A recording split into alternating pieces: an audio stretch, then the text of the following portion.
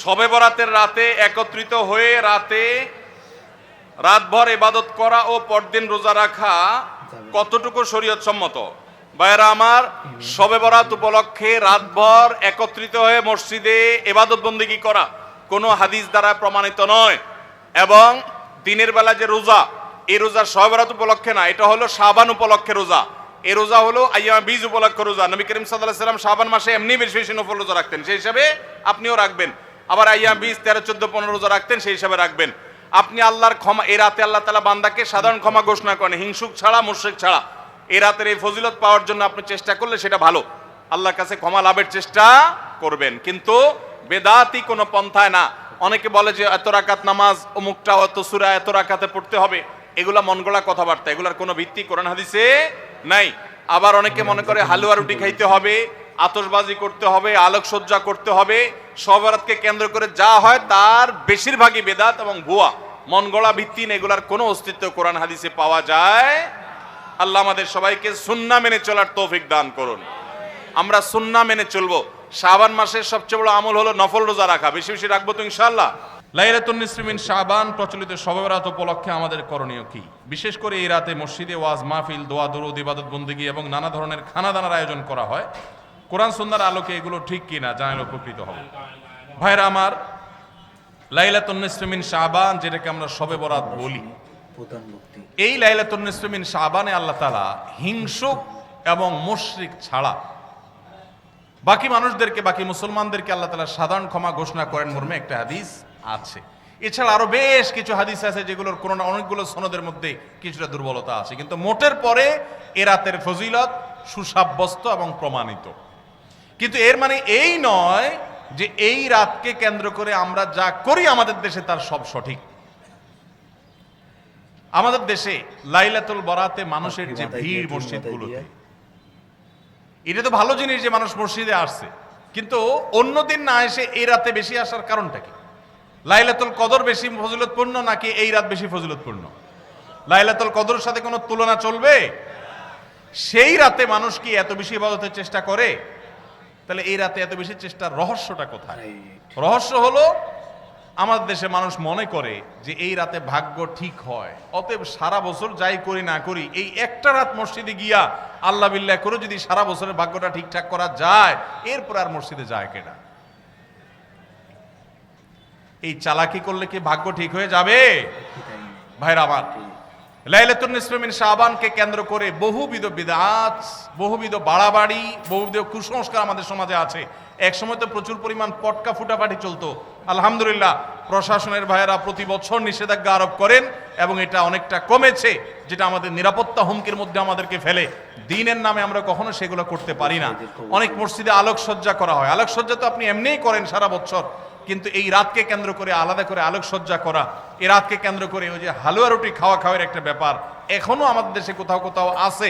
অনেকে মনে করে নবীজির দাঁত মোবারক শহীদ হয়েছেন উহুদের ময়দানে, তো তিনি হালুয়া খাইছেন, সেজন্য আমরা ভালো দাঁতে হালুয়া খাই। নবীজির দাঁত ভাঙা হালুয়া খাইছেন, আমাদের আস্ত দাঁতে আমরা কি খাই? হালুয়া খাই। আপনার বাপের ঠ্যাং ভেঙে গেছে, উনি একটা লাঠি দিয়া খোড়ায় খোড়ায় হাঁটে, আপনার আস্ত ভালো দুইটা ঠ্যাং আছে, আপনি বাপের মহব্বতে বলছেন বাবা তোমার পাওটা ভেঙে গেছে, সেই মহব্বতে আমি আমার ভালো পাও নিয়া লাঠি দিয়ে আমি খোড়ায় খোড়ায় হাঁটতেছি। কি বলেন? বাপ খুশি হবে? খুশি হবে? বলবে এটা তো বেয়াদবি, তামাশা করতেছো আমার সাথে, আমার ভেঙাইতেছো। নবীজি সাল্লাল্লাহু আলাইহি সাল্লাম দাঁত মোবারক শহীদ হয়েছে বাতিলের বিরুদ্ধে জিহাদ করতে গিয়ে। আপনি বাতিলের সাথে আঁতাত করবেন আর হালুয়া খায়া নবীজির সুন্নাত আদায় করবেন, এর চেয়ে বড় হাস্যকর জিনিস আর হতে পারে না। অতএব সব ধরনের বাড়াবাড়ি কুসংস্কার আমাদের বন্ধ করতে হবে। এমনকি এই রাত উপলক্ষে মসজিদে দোয়া দুরুদের জন্য সমবেত হওয়া, এ রাতে মানুষকে ডাকাডাকি করে একেবারে এ রাতের ফজিলতের জন্য মসজিদে সবাই একত্র হওয়াকে যারা জরুরি মনে করেন তারাও ভুলের মধ্যে আছেন। ব্যক্তিগত ইবাদতে আল্লাহর ক্ষমা পাওয়ার জন্য চেষ্টা করতে পারেন, সেটা ভিন্ন বিষয়। আল্লাহ আমাদেরকে বুঝার তৌফিক দান করুন।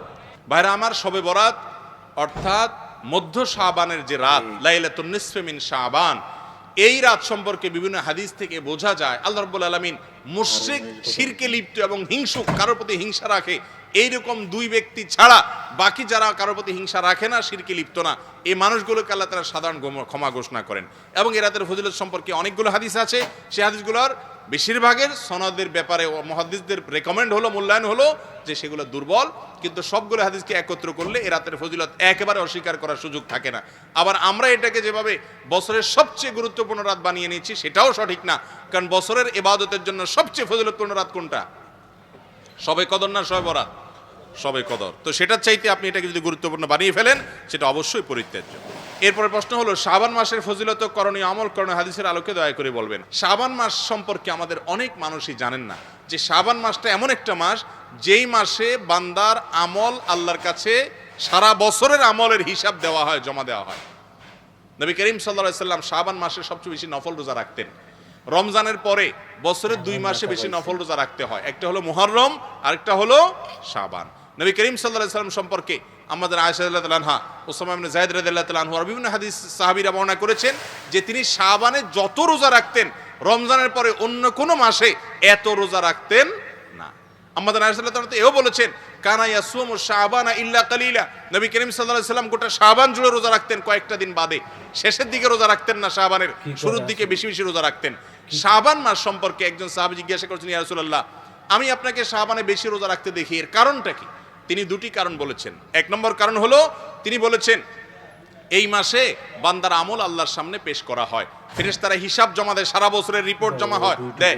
তো আমি চাই আমার রিপোর্ট যখন জমা দেওয়া হবে ওই টাইমটাতে আমি একটু আমলে থাকি, রোজার মধ্যে থাকি, যাতে করে আমার আমল নামা জমা দেওয়ার সময় আমাকে আল্লাহ ইবাদত অবস্থায় দেখেন।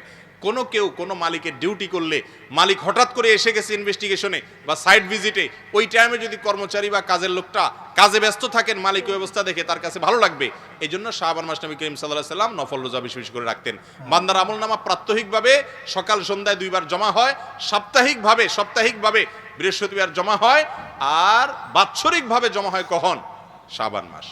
আর দ্বিতীয় কারণ হলো শাবান মাসে নবী করিম সাল্লাল্লাহু আলাইহি সাল্লাম বেশি বেশি রোজা রাখতেন, এর কারণ হলো এই মাসে মানুষ গাফেল থাকে। ওই যে রমজানের ব্যস্ততা, যে রমজান আসলে তো ইবাদত করবই, এই জন্য আগে থেকে আর করে না। রজব মাস সম্মানিত মাস, রমজান মাস শ্রেষ্ঠ মাস, মাঝখান দিয়ে এই মাসটা গাফেল থাকে। তো নবী করিম সাল্লাল্লাহু আলাইহি ওয়াসাল্লাম এই মাসে বেশি বেশি নফল রোজা রাখতেন। এই জন্য শাবান মাসের শ্রেষ্ঠ আমল হলো কি করা? নফল রোজা রাখা।